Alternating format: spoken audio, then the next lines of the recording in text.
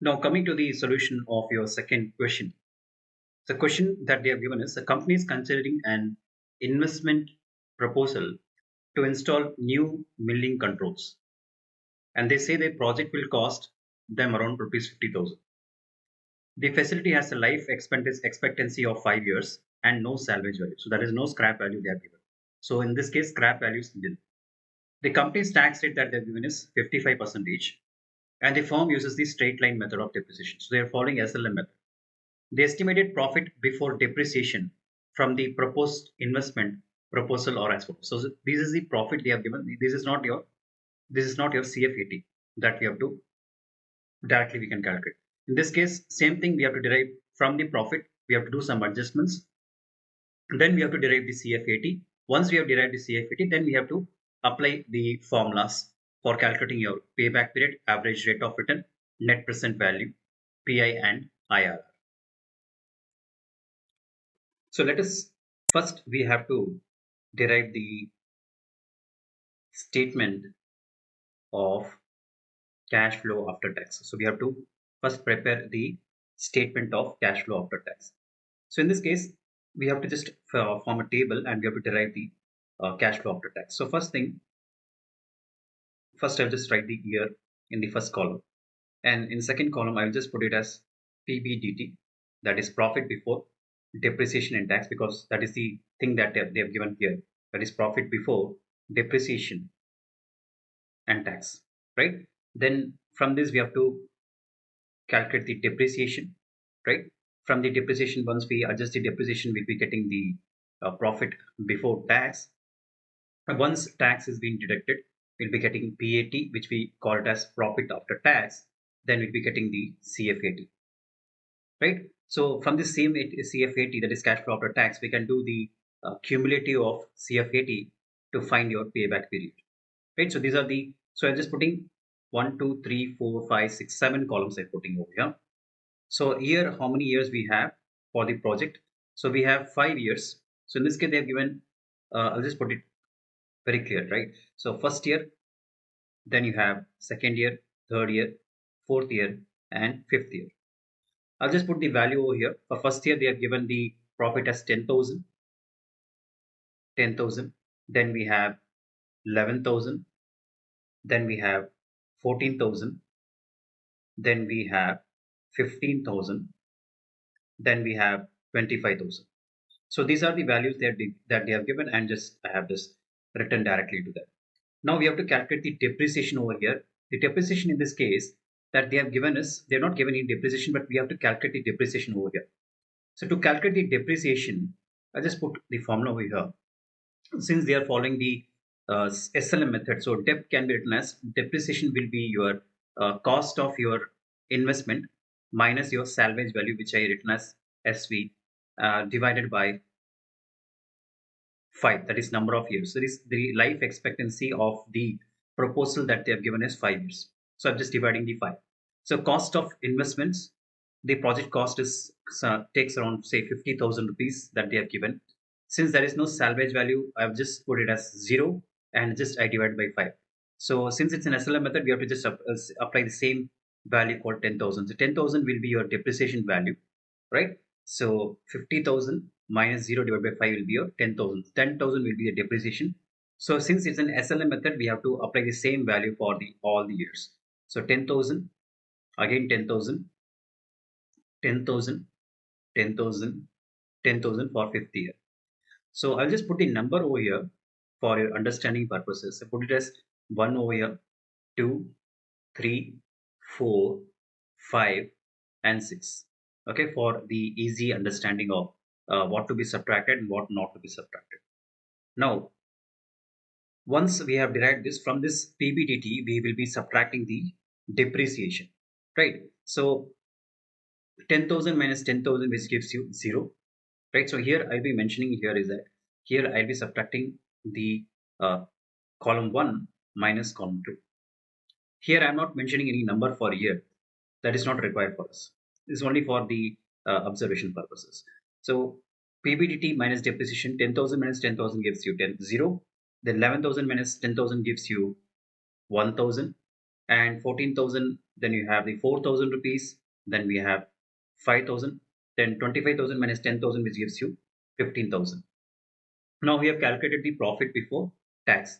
So from this profit before tax, we have to reduce the tax, right? The tax percentage that they have given in the question is the company's tax rate is 55 percentage.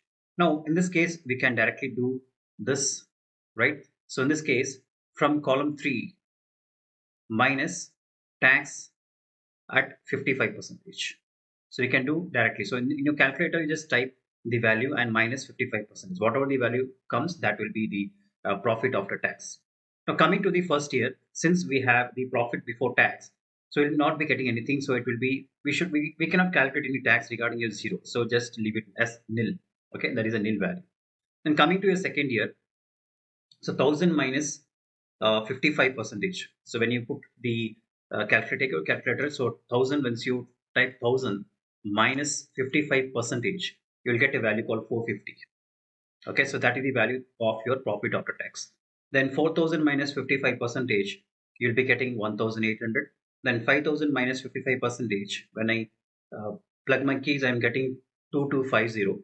Then once again 15,000 minus 55%, I will be getting 6750. Now we have derived the profit after tax. So to derive the cash flow after tax, we have to add the depreciation back. So in the fifth column, you have to add back the depreciation. So here we'll be adding the depreciation plus PAT. Okay, so depreciation plus profit after tax. So in this case, we have depreciation plus PAT is nil. So you'll get only 10,000 over here. Then adding 10,000 plus 450, you'll be getting 10,450. Then you have 10,000 plus 1,800, which you have 11,800. Then you'll be adding 10,000 we'll be getting 12,250. Then adding this back, we'll be getting 16,750. Right? So now this is the statement of cash flow. We have derived the value of cash flow after tax.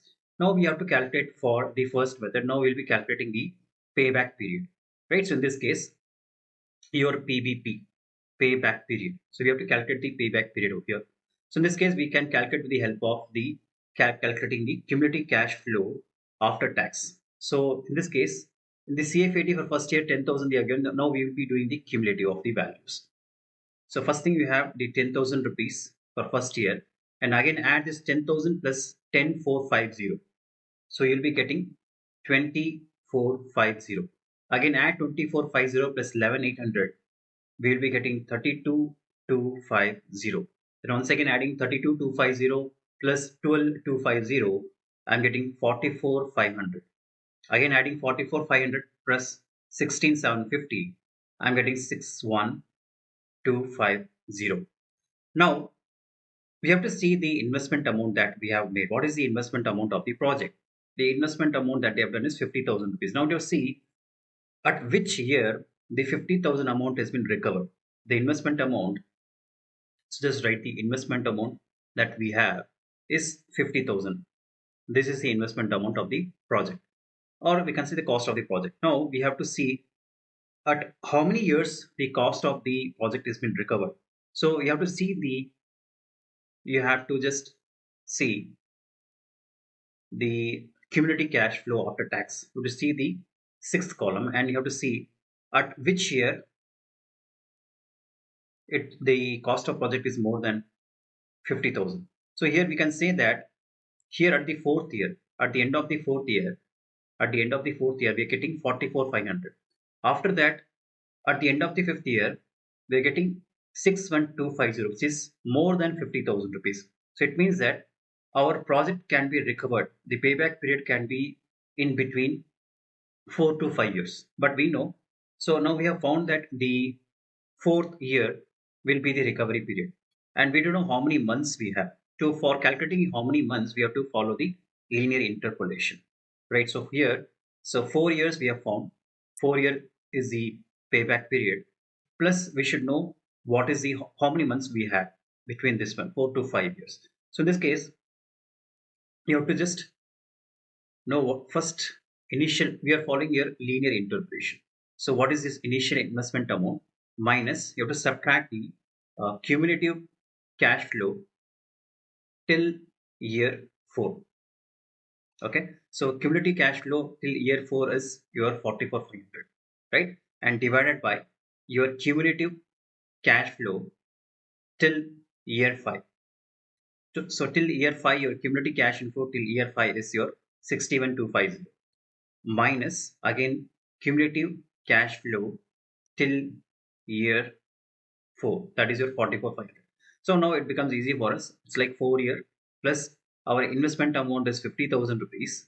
50,000 minus cumulative cash flow till 4 years, we have 44,500 divided by your cumulative cash flow till 5 years is 61,250. 61,250 minus 44,500. So when I subtract this, I'm getting 4 plus you have 5,500 divided by 16,750, right? So this I can convert this into month. So I just put here 12, right?